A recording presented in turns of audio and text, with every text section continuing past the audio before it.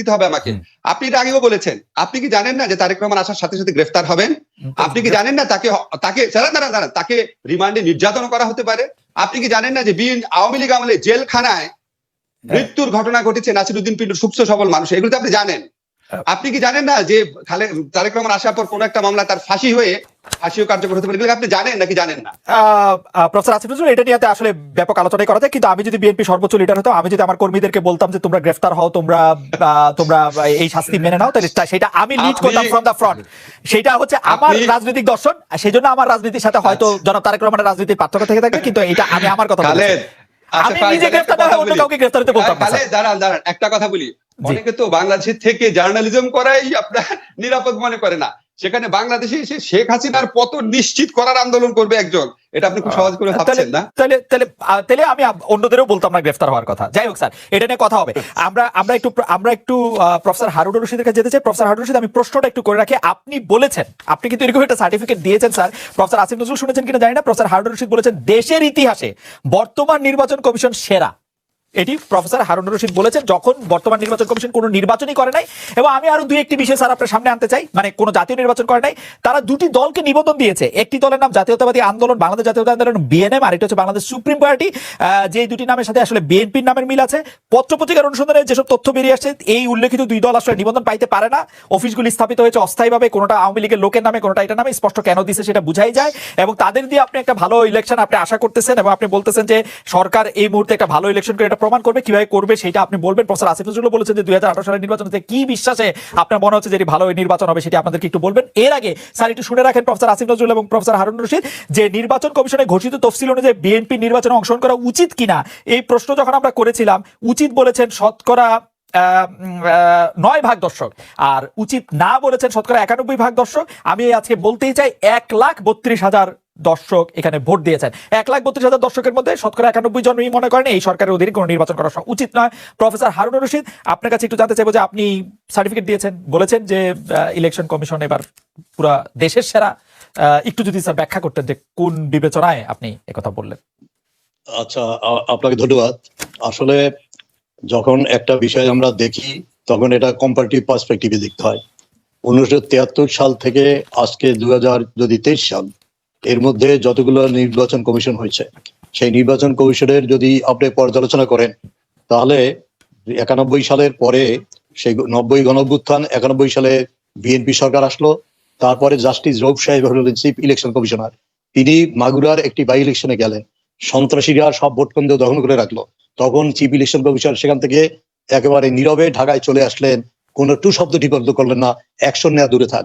আর বর্তমান নির্বাচন কমিশন গাইবান্ধা নির্বাচন বন্ধ করে দিয়েছে, যেটা বাংলাদেশের ইতিহাসে প্রথম। তারপর আপনি দেখুন যে একজন সংসদ সদস্যকে চিঠি দিয়েছে, সে কমপ্লাই করুক আর না করুক, দিয়েছে। তারপরে অন্য যে নির্বাচন প্রায় 1000 নির্বাচন করছে।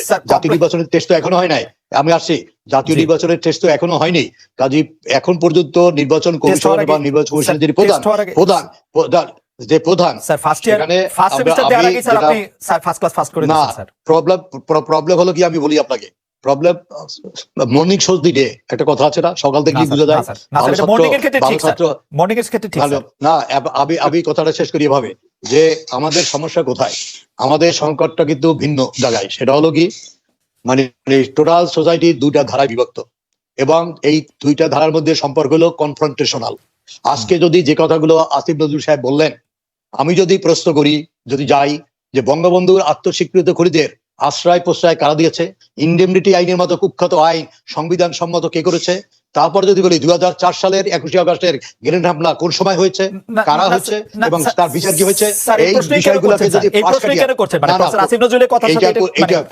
না, এটা করছি এই জন্য যে বর্তমান পরিস্থিতিটা এতই ভয়াবহ, এবং আসিফ নজরুল সাহেব বলেছেন যে এই সরকারকে পতন ঘটাবে, এটা দুঃসাধ্য কার আছে। ইফ দ্যাট ইজ সো, তাহলে এক দফার আন্দোলন করতে গেল কেন? এক, দুই নাম্বার বঙ্গবন্ধু শেখ মুজিবুর রহমান। আমরা একটু প্রেক্ষিত বা প্রেক্ষাপটে থাকি। প্রফেসর আসিফ নজরুল স্পষ্ট বলেছেন যে যদি দেশে ফিরেন তার জীবনের ঝুঁকি রয়েছে, তার কারাগারের ঝুঁকি তো রয়েছে। ওইটা কি স্যার উনি মানে ভুল বলেছেন কিনা সেটা যদি বলেন স্যার, মানে আগের পরের কথা। আমি মনে করি আমি মনে করি ভুল বলেছে। কিভাবে ভুল বলেছে বলি, আপনি দেখুন বিগত বাংলাদেশে বিএনপি জামাত, বিশেষ করে বিএনপি যতগুলা জনসভা করেছে, কোন জনসভায় একটা ককটেল বিস্ফোরণ হয়েছে বলেন? শুধু এবছর না, বিগত দিনের উদাহরণ নেন। আর আওয়ামী লীগ এবং আওয়ামী লীগ সভাপতি শেখ হাসিনার জনসভায় 22 বার তার জীবনের উপর অ্যাটেম্প্ট হয়েছে। 2004 সালে 21 আগস্টে গ্রেনেড হামলা হয়েছে তাকে হত্যা করার জন্য। এই ঘটনাগুলো কিভাবে হলো? তৎকালীন সময় যারা সরকারি ছিল তাদের আশ্রয় প্রশ্রয় ছাড়া থেকে এটা হয়েছে। যদি না হতো তাহলে তারা জজ মিলে নাটক সাজাতো না। কাজে আজকে বাংলাদেশের রাজনীতি আছে যারা, প্লিজ, আজকে বাংলাদেশের রাজনীতির যে অবস্থাটা দাঁড়িয়েছে এইটা আজকের পরিপ্রেক্ষিতে আপনি এটা বুঝতে পারবেন না। এটাকে বুঝতে হলে একেবারে বাংলাদেশের সৃষ্টি থেকে আজ পর্যন্ত বাংলাদেশ পলিটিক্স এক মিনিট কেন কনফ্রন্টেশনাল কোর্স দিল এইটা। আর দ্বিতীয় যেটা বললাম যে বিএনপি যদি মনে করে একটা রাজনৈতিক দল, আপনি সঠিকভাবে বলেছেন, তারেক রহমান আজকে ভারপ্রাপ্ত চেয়ারম্যান, তার বাংলাদেশে আসবে। বঙ্গবন্ধু ফাঁসির কাছে 2 বার তিনি ফাঁসির সম্মুখীন হয়েছেন, তাতে কি হয়েছে? নেতৃত্ব তো এভাবেই দিতে হয়। এখন আপনি সব আপনার কর্মীদেরকে রাজপথে নামিয়ে দিয়ে তারা জেলে থাকবে আর আপনি লড়ে থাকবেন। আপনি প্রধানমন্ত্রী বলবে যে সাহস থাকলে দেশে আয়, তারপর আমি দেশে আসবো। হ্যাঁ, তো খারাপ কথা কি বলছে? সাহসই তো দরকার। শেখ হাসিনাকে বাংলাদেশে আসার জন্য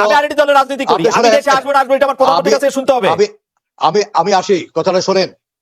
এই বর্তমান প্রধানমন্ত্রী শেখ হাসিনা 6 বছর বিদেশে নির্বাসিত জীবন যাপন করেছেন। তারপর যখন বাংলাদেশে আসলেন 81 সালে শেখ হাসিনা প্রতিরোধ কমিটি গঠিত হয়েছে। তারপরে যখন তিনি আসলেন ধানমন্ডির 32 নম্বর বাড়িতে, তখন জিয়াউর রহমান সাহেব ক্ষমতায়, তিনি কি তাকে বাড়িতে ঢুকতে দিয়েছিলেন?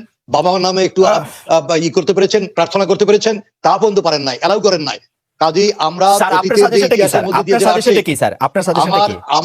আমার সাজেশন হলো এই, বিএনপি যদি গণতান্ত্রিক একটি দল হয়, গণতন্ত্র যদি চর্চা করতে চায়, তাহলে জনগণের কাছে বারবার তাকে ফিরে যেতে হবে। কোন বিদেশি লবিস্ট নিয়োগ করে বিদেশি উপর নির্ভর করে যাবে না। স্যার আপনি খেয়াল করেন স্যার, বিএনপি কিন্তু সবচেয়ে বেশি জনগণের কাছে ফিরতে চায়। বিএনপির কিন্তু আর কোনো দাবি নাই। বিএনপি একটা লেভেল প্লেইং ফিল্ড চায়, যেখানে একটা নির্বাচন হবে, সেরকম একটা নির্বাচন চায়। 2018 অভিজ্ঞতা থেকে তারা জানে, স্যার আপনিও জানেন, আমিও জানি 2018 সালের নির্বাচন ভালো হয় নাই, তারা এটা ভালো নির্বাচন চায়। কিন্তু এটার মূলে তত্ত্বাবধায়ক সরকার ব্যবস্থাটাকে ধ্বংস করছে কে বলেন? আপনি যদি তত্ত্বাবধায়ক সরকার চাচ্ছেন, তো এই ব্যবস্থাটাকে ধ্বংস কে করেছে বলুন? এই তত্ত্বাবধায়ক সরকার ব্যবস্থাকে ধ্বংস করেছে বিএনপি এবং জামাত 2004 সালে, যখন তারা 14 সংশোধনী করেছে। হ্যাঁ, এবং কে এম হাসান হলো ইন্টারন্যাশনাল অ্যাফেয়ার্স সেক্রেটারি বিএনপির। তিনি যেন লাস্ট রিটায়ার্ড মানে চিফ জাস্টিস হন, তারপর তত্ত্বাবধায়ক সরকার প্রধান হন। আওয়ামী লীগের সভাপতি সরকার কথা থাকবেন, সেটা কেমন লাগে স্যার? আমি আসতেছি। তারপর যেটা হলো, এক পর্যায়ে ইয়াজউদ্দিন সাহেব তত্ত্বাবধায়ক সরকারের 5টা দাবি এক্সস্ট করে তিনি রাষ্ট্রপতি বিজেপির তত্ত্বাবধায়ক সরকার প্রধান হয়েছেন। এই